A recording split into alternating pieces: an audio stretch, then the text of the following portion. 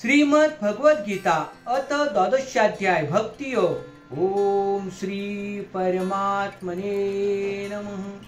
अर्जुन उवाच यं सततयुक्ताये भक्तास्त्वां पर्युपासते ये चाप्यक्षरं व्यक्तं तेषां के योगयुक्तमा।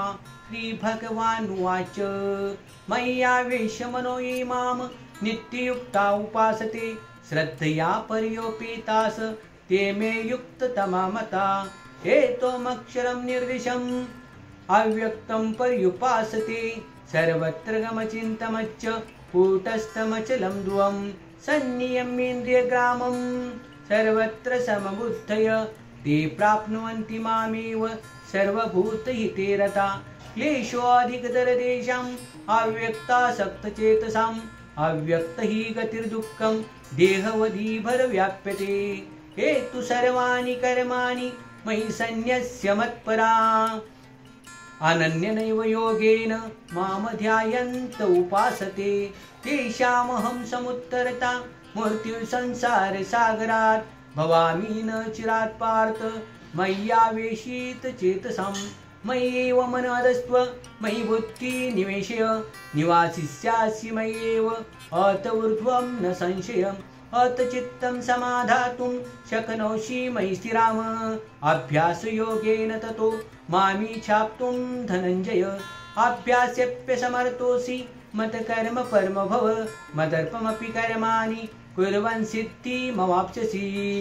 अतैतदप्यशक्तोऽसि कर्तुं मद्योगमाश्रित सर्वकर्मफलत्याग तत् कुरु यतात्मवान्। श्रेयो हि ज्ञानाभ्यासात् ज्ञानाध्यानं विशिष्यते ध्यानात् कर्मफलत्याग त्यागाचान्तिरन्तरम्।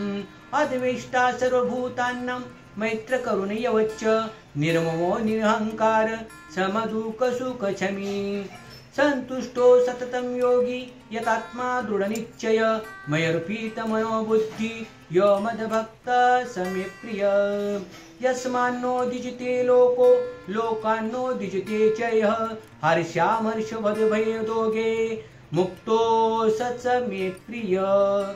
अनपेक्ष शुचिर्दक्ष उदासीनो गतव्यत सर्वारम्भ परित्यागी यो मद्भक्तः स मे प्रियः। य न हर्षति न द्वेष्टि न शोचति न काञ्चति शुभाशुभ परित्यागी भक्तिमान्येऽस्मे प्रियः। समशत्रौ च मित्रे च तथा मानापमानयो शीतोष्ण सुख दुःखेषु समसंग विवर्जित तुल्या निन्दास्तुतिर्मौनी सन्तुष्टो येन केनचित् अनिके स्थिरमति भक्तिमान् मे प्रिय नर। हेतु धर्मामृतमिदं यतप्तं पर्युपासते श्रद्धत्थानामत परमा भक्तास्तेतीव मे प्रिया। ओम तत्सदिति श्रीमद्भगवद्गीतासु उपनिषत्सु ब्रह्मविद्यायां योगशास्त्रे श्रीकृष्णार्जुन संवादे भक्तियोगो नाम द्वादशाध्याय। कृष्णार्पणमस्तु। हरे कृष्णा।